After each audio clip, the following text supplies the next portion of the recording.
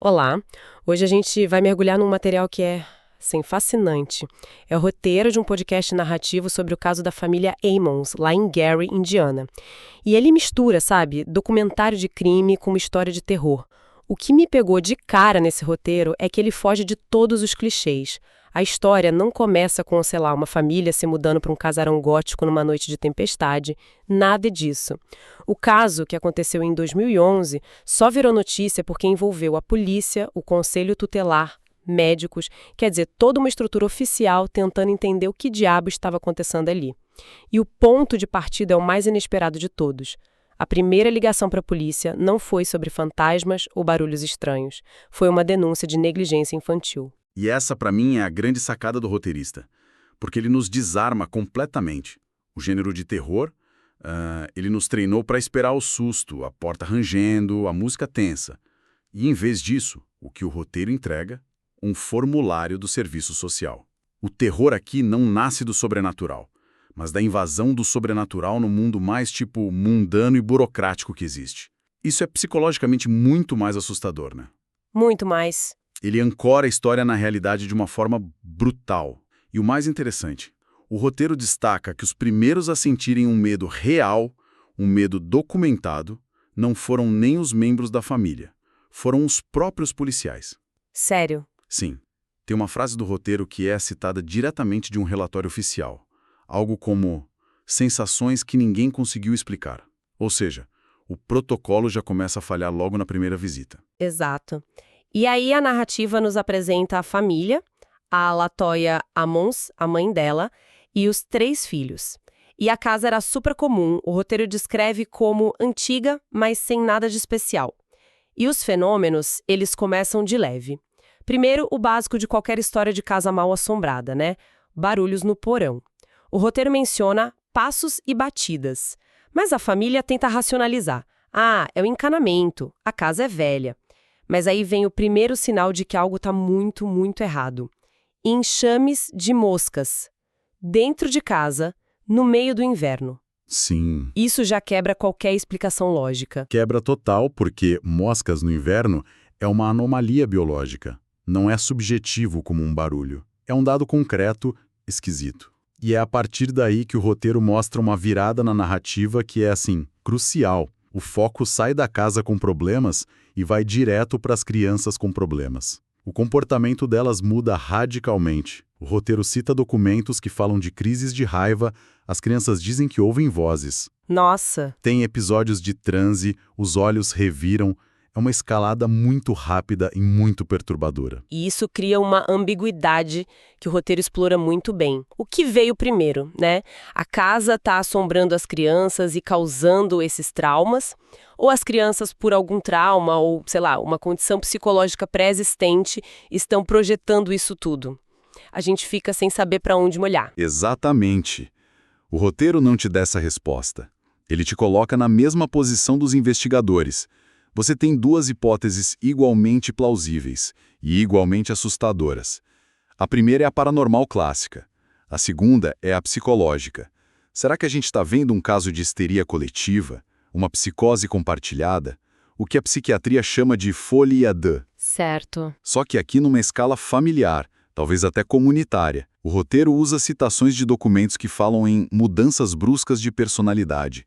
O que reforça que não era só a mãe, a Latoya, relatando isso. Eram observações de fora, então. Exato. Eram observações de terceiros, provavelmente da escola, que viam as crianças todos os dias. E é a escola que joga a história em outra dimensão.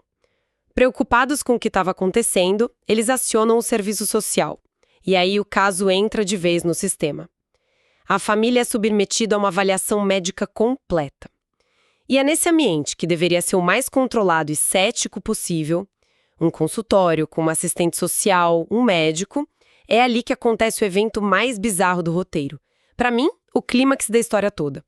O roteiro descreve a cena e cita o relatório oficial, que diz que um dos filhos, na frente de todo mundo, caminhou pela parede até o teto. Eu queria parar aqui um minuto. A gente está falando de uma assistente social e profissionais de saúde. Pessoas treinadas para identificar delírios, para serem objetivos. O que significa quando essas pessoas assinam um relatório assim? Significa um colapso do sistema. É isso. Porque o sistema não tem um código para criança desafia a gravidade. Não existe essa caixinha para marcar. A ferramenta deles é a observação e o registro. Eles observaram e registraram algo impossível. A questão fascinante que o roteiro explora não é será que isso aconteceu mesmo? É o que acontece com uma burocracia quando ela é forçada a documentar o impossível. Boa. Não há um protocolo para isso, sabe? E o que o roteiro mostra é a única reação possível do sistema. Ele congela. Ele simplesmente anota. O evento não é explicado, não é interpretado, é só documentado.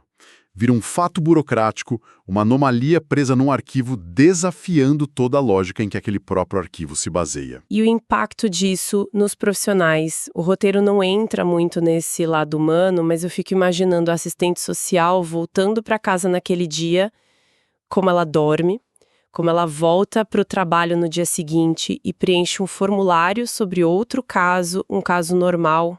É uma ótima pergunta. O roteiro foca no registro, no documento, mas a implicação humana é gigantesca. Aquele profissional teve sua visão de mundo, sua base de realidade completamente estilhaçada, e a única ferramenta que o trabalho lhe oferece é uma caneta e um formulário. É o retrato do absurdo. E a partir desse momento, o caso deixa de ser sobre a família Emmons, passa a ser sobre a reação das instituições a um evento que não deveria existir. A partir daí, a coisa fica séria. A polícia começa a levar a história a sério, assistentes sociais fazem visitas constantes, e é aqui que a linha entre observador e participante fica assim totalmente borrada. Os próprios policiais começam a relatar coisas. O roteiro menciona que as gravações de áudio deles falhavam misteriosamente dentro da casa. Eles sentiam mudanças bruscas de temperatura e a sensação constante de estarem sendo observados. Mas espera aí, quando os próprios investigadores começam a relatar que se sentem observados, isso não compromete toda a investigação?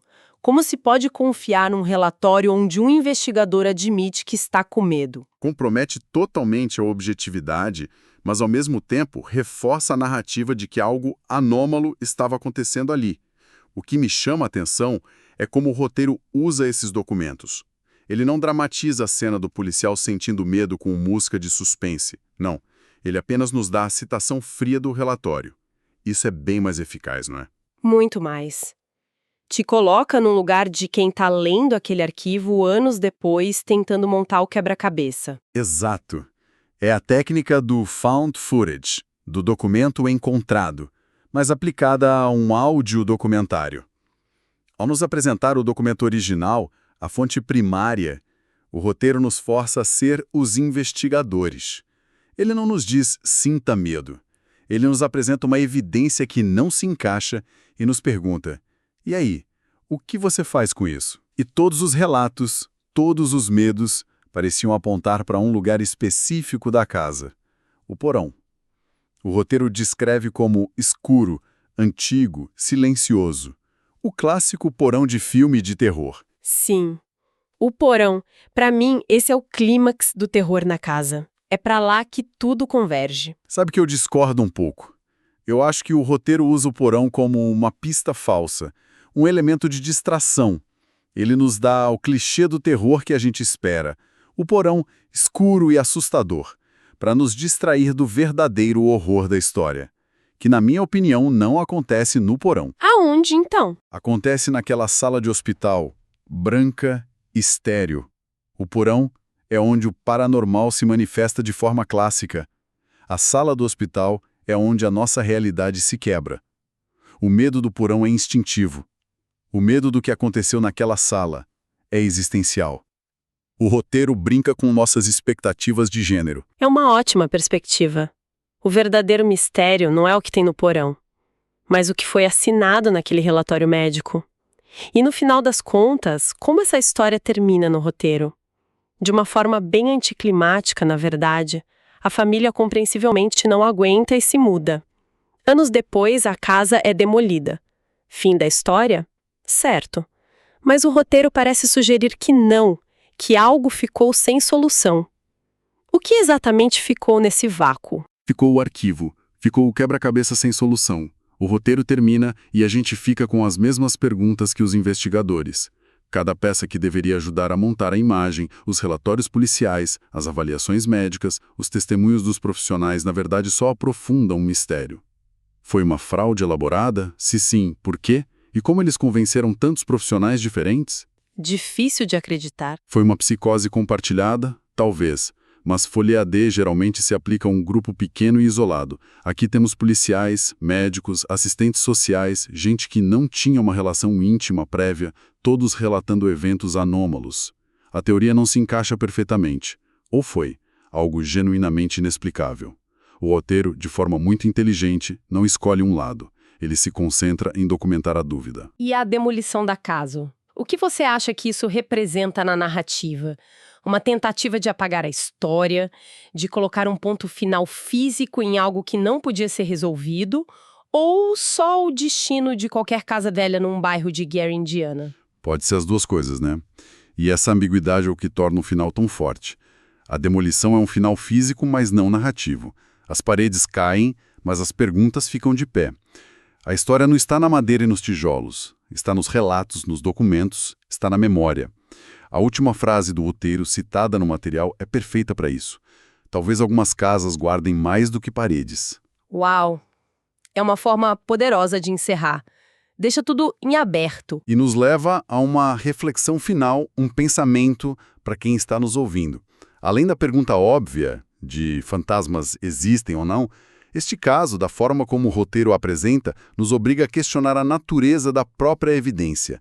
Quando a experiência humana direta, e não a de qualquer um, mas a de profissionais treinados para serem observadores céticos e objetivos, entra em conflito frontal com tudo o que consideramos racionalmente possível, o que tem mais peso? O testemunho ocular de um evento impossível ou a impossibilidade teórica do evento? Nossa, que pergunta! E a pergunta mais perturbadora de todas: o que acontece com um fato quando não existe uma categoria para arquivá-lo? Ele não desaparece. Ele simplesmente fica à deriva, um dado órfão sem sistema, para sempre nos assombrando. Exatamente como a história da casa em Gary, Indiana.